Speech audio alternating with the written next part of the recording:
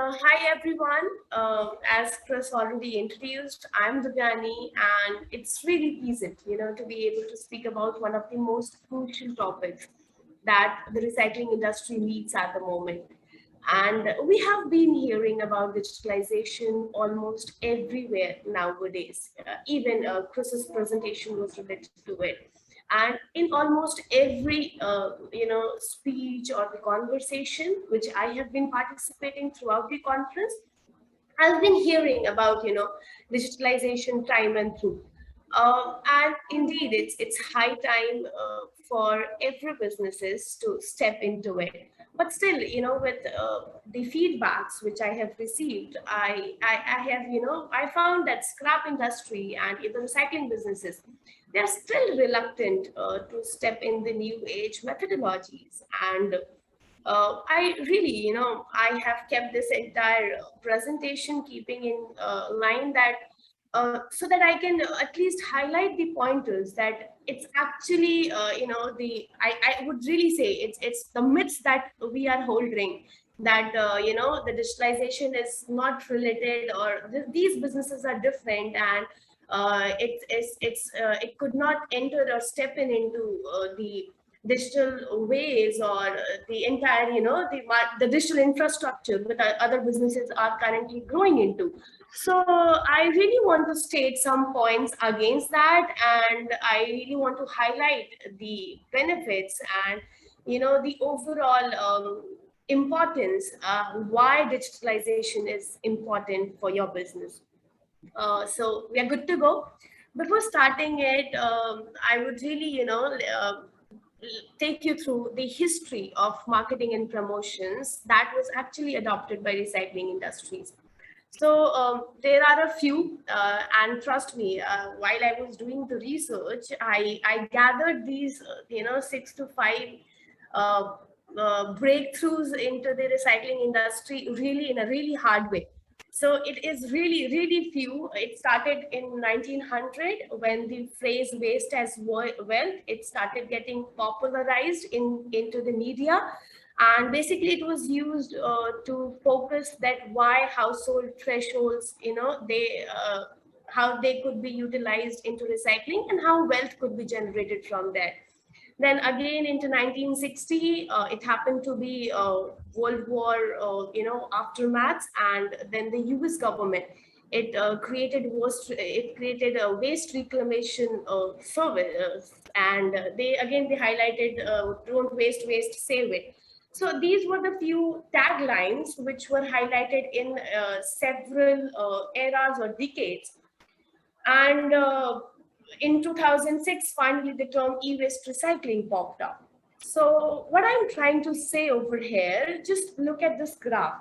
So over here, I have highlighted, the revolution into the market, which came in terms of adopting marketing strategies.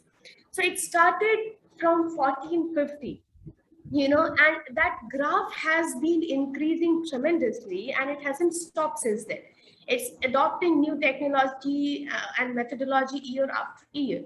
And against that, look at the other graph which you can see over here. This is what the recycling industry is adopted. So it's so limited against what the industry is offering. This is something which is actually, we should give a thought about it. It's like, what's not happening in the world today? People are, society is changing, business ways are changing, technology is entering into sphere. But why are we still limited with the closed sphere of networking and the typical methodologies that we have been following previously?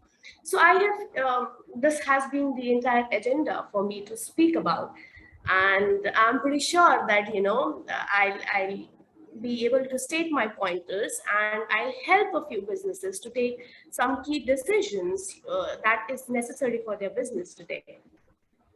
So just look over this graph over here. These are the 6 major industries in the world which has been existing, since ages. It's agriculture, construction, transportation, healthcare, food, energy, and recycling. These six. Now, when you would be looking at this graph, just look at the market size they each hold against the digitalization each has adopted. And it is so evident, if we see it, that the one which adopted the digital ways more, that includes the biggest market size. And we can look at the graphs and the figures of the recycling industry, only 12% digital adoption yet till now. So if we look at the graph, data and everything, it is showing us the evidence, that why, what we are lacking, what it could be improved, and how it could be improved altogether. Going further, the one thing which I found really common and which was stated as problem is we are not ready to adapt ourselves. We are still, with the questions and with the thought that in some or the other way, our business is not aligned with it, or be it we can go digital, but things are only limited to certain constraints. It's really important for us to adapt at this moment. See, I can give you an example. But before that, with adoption and with digital means, I mean a lot of things into it. Just look at what is the market today, what's actually happening in the industry, how businesses are running. And I am surprised that how we can be so sure that, the circle that we do hold, it's sufficient for our business. And how can we be so sure that to the circle of people to whom we are connected to and to whom we are dealing in terms of our business, they are sufficient? How come we can be really sure that in 7.9 billion of population, there could not be a new business, it could not be established that could be related to our industry, or that could give us a benefit in some or the other way? See, we cannot speak to everybody nowadays directly. The time has changed, our lifestyle has been changed, and the business is needed to be changed as well. I like the pointers which Chris mentioned in his presentation as well, about how helpful the digital platforms could be for the businesses. But again, what I'm trying to say that it's not only limited to networking. It's a lot more than that. It's a lot more than that. I'll discuss it later on. But I would really want, the first thing that we have to change is our mindset. We have to adapt ourselves. If we have adapted ourselves with the change in technology, if we have adapted our lifestyle with it, we have to adapt our business itself. Just look at all the successful businesses today. Every successful business. You can look upon the businesses which are in this industry itself and which are reaching the heights. So every business is aligned with what's happening in the world today. They are following it, and that is the reason that they are yielding success out of it. So we can actually implement the same into the recycling business. I do remember, I was doing the discussion in today's roundtable as well.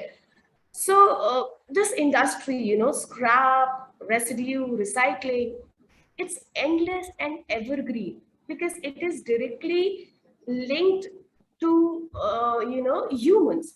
The more human consumption increases, the more waste, scrap, residue, it's generated. So this business is endless. It's evergreen.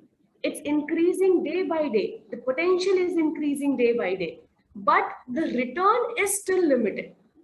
Or at some point, it's decreasing as well. And we, all of us are witnessing it.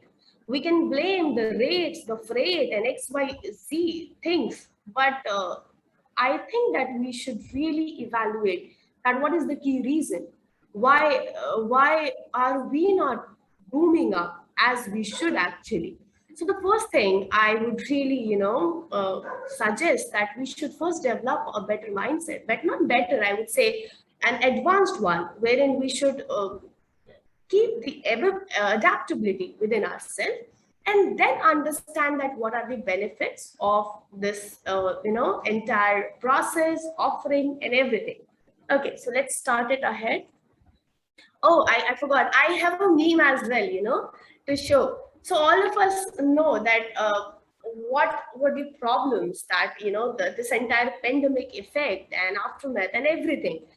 And I am really not required to say that what came as a rescue, be it any sector, any industry, if in case of your business as well, in education, in household groceries, everywhere, it was simply digital business infrastructure, right? So what happened in the world, you know uh, uh, we have been waiting for no situation left kind of situation, and then we adapted ourselves rather than predicting or shaking hands with the advancements. We didn't do that. We waited, and when such kind of situation arrived, like it arose, and then we adapted ourselves. Same, I would suggest, why are we waiting for such kind of situation into our industry? If we have already anticipated it, if we are already witnessing the things, we should step into the changes, I think so. Okay, I've already mentioned going digital is necessary. Now, talking about the solutions, which I was saying that, things are not just limited to the networking platforms. There are tons of things, tons of ways which are required to be done. But these are a few key ones which I would be suggesting to every business to work upon, analyzing and overviewing the industry scenario currently. The first ones are digital facelift, digital, networking, and digital trade. So speaking about digital facelift first, we carry a reputation in our society currently, and we feel that that's sufficient. You are limited to your relatives, to your families, and to the known ones, and we actually work upon the reputation society, and we maintain it. Okay, but the time is changing. That same reputation is required to be maintained on enormous world wide web as well. It's like, let's not directly link it with the returns. See, at times the return is not, it's not directly linked with whatever you are investing upon. If you will build a digital, like, your digital profile, the returns you would be getting could not be directly linked, in terms of value, but indirectly it will give you a lot. First, while finalizing any deal to anyone who is out of your closed sphere, you can be relaxed about your digital portfolio. See, everybody looks upon everyone on the internet today. It's really I would say a truth, and it's a hardcore truth. So why, we should be keeping and acknowledging that fact as well. It's important. Let's not limit ourselves with only the personality that we have been holding around us. Digital portfolio is really required, very required at this point of time. Then comes digital networking. So the platforms like Tradefox, I should appreciate Chris and his team. They are doing tremendous work. Like, I was going through this entire product. It's absolutely, it's amazing. So such kind of platforms, you should, you should trust, and you should develop the networking digitally. Then comes digital trade. Let's keep ourselves open for that part and that segment as well. Even that is also the necessity. And let's not limit on, I have heard a few I should say objections when I make these pointers. So people do say that how come they can trust, somebody who is from online? How come, they can, you know, uh, like, be sure that the one who they are dealing to whom they are dealing with, the profile is credible? So again, there comes platforms which are like Tradefox, and they show you the exact the credibility of the profiles. You can trust them. That's the first thing. Second, before coming into any deal or contract, you can ask about the past experiences. and you can formulate the particular client, the particular association on that basis.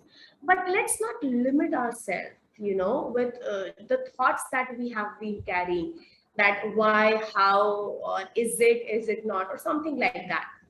In fact, this thing happened with online payment as well. I believe that you will get aligned with me if I'll be making that point. So initially, when online payment was introduced, specifically in India, I would say, the people who are from here, so it was not readily accepted by everybody, and people were really doubting it. And even the big businesses, which are the traditional businesses or the first generation businesses, they used to make the same statements that these things are not aligned, or these things won't step in into our business, our ways are different, and will not be able to uh, just go with it, because again, the trust issues and all those things were there. But what happened now? Without online payment infrastructure, without online payments, I don't think so that any business in the world is existing, not even a retailer, the smallest retailer one. So everyone has shifted over there. The same thing is going to happen into the world of business as well. The early we realize it, the early we step into it, the better returns we are going to get. It's That's it. And one more thing that I do have, that's digital auctions and digital tenders. So that is again one of the very fruitful, things in the world of technology currently. And I would really suggest, strongly recommend the traders to participate in digital auctions. There are tons of benefits that these auction platforms and tender platforms, they do give, be it in terms of transparency, increased opportunity, growth, even in networking.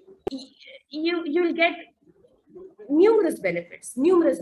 So, and there are reliable auction vendors as well, which are available in every country, wherever you are operating. So, to participate in such digital auctions and tenders, if you have been already participating, it's really a great thing. Like, and I recently, I came across a few talks as well, wherein they have been purchasing a few materials, and they are doing it all manually. So you can, if you are purchasing the commodities on a periodic basis, you can try reverse auction as well. In that way also, you can get better rates. In case you need to understand more about auctions, I'll share my email ID over here. We can have a separate discussion about it. But it's one of the key highlights of this entire industry. And later on, it's one of the key concepts as well to be talked about. Well, again, one of the point that I had to mention. Okay, so some businesses are already digitizing themselves, right? They are implementing the usage of data and everything, but they are not digitalizing. So there is a difference between digitization and digitalization, and in the combined way, it could lead to final transformation. So what's the key difference with digitization? I could mean that it you would have been, maintaining your data over certain ERP or something like that. And you could have been, figuring it out, what, from where you could go with the deals, and how you can connect with the vendors, dealers, and XYZ. But only that is, most of the businesses have already been following it. I know about that, but we are still missing the digitalization part, and that's actually required to get the overall valuable return and the final transformation that the industry is seeking at the moment.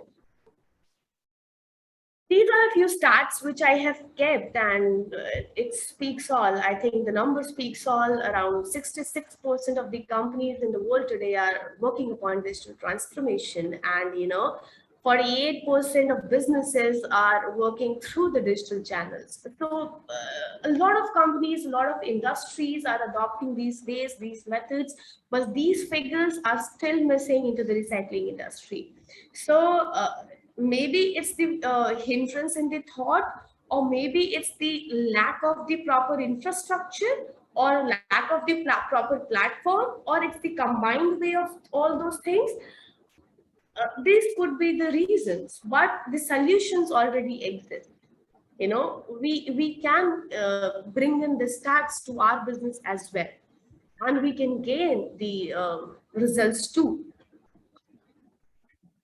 A few things which I would be suggesting to everybody. So, what we can do. We have talked about, the solutions, we have talked about the problem and everything. But what we can do, what a business can do. First thing, build your digital profile.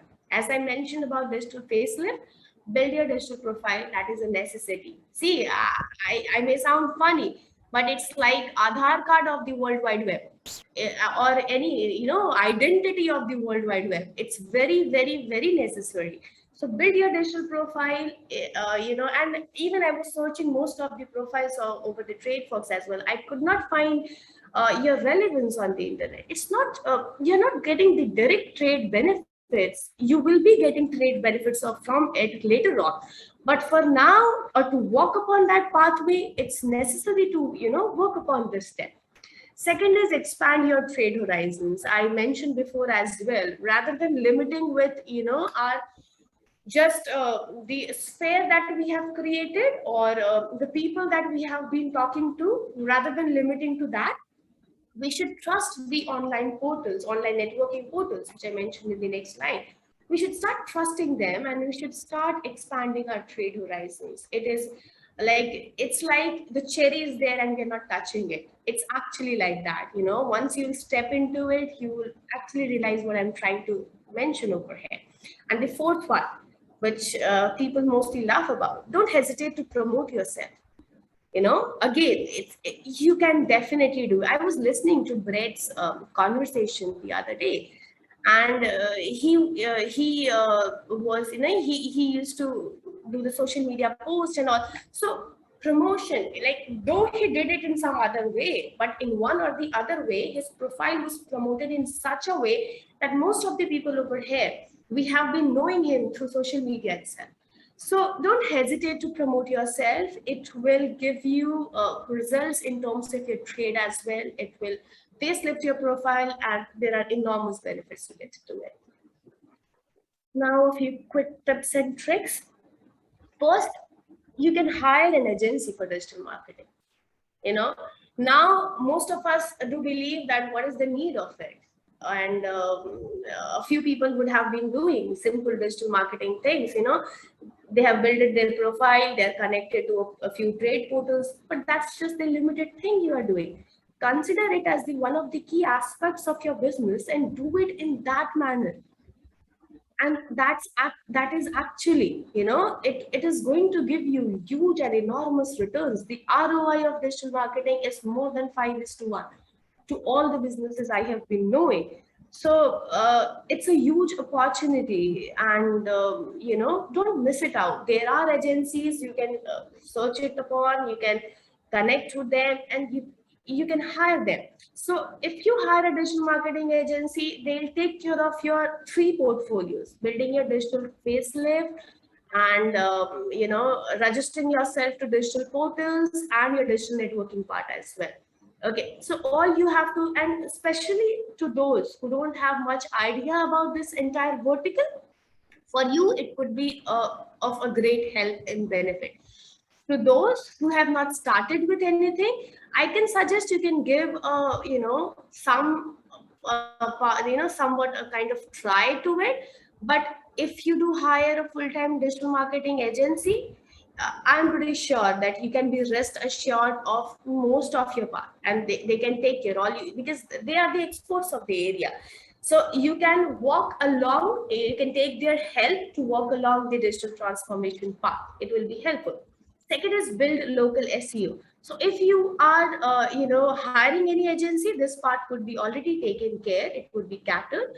And if not, I'll give a brief about it. So local SEO is, it seems to be really useful for recycling businesses. And it's highlighting your business to a particular segment, specifically to particular audience, or if you want to target any particular region, like that.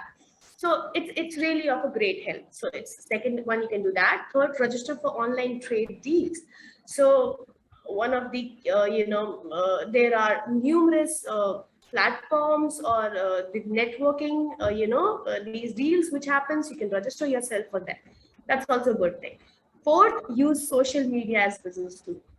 So social media nowadays, it's no more left with the generic conversation or the generic, social connections that we have been making. It has stepped way ahead than that. We have seen a few examples, and if I talk about stats, around 54% of the businesses, they get their potential customers from social media platform. So the platform is huge, the demand is increasing day by day, and don't like use it. It's something that we have been I like the line which one of the keynote speakers said yesterday. It's like social media is something, the impact, and whatever you mentioned, that impact is, it's not height, it is limited to particular day.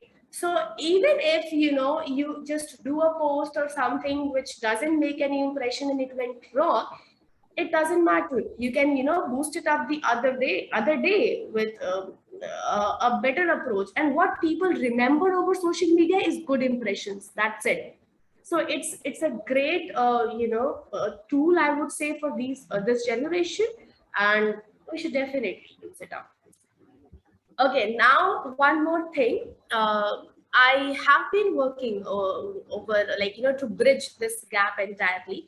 So I have a platform, online metal trade, and it's like it's a bridge between buyers and suppliers. So anybody can list their items over there, and people can quote over there as well. And so it's like that. It's an easy thing. It's a trusted and verified portal, and I have an offering to all the Tradefox users. So you can use this coupon code, which is mentioned over here.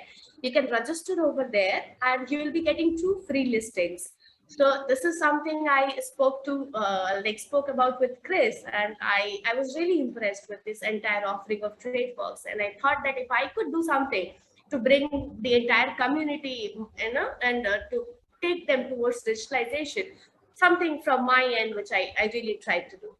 So these have been pointers from my end. Now I'm open for Q&A, and I'll be welcoming your questions. Please feel free to ask anything. Thank you so much, everybody.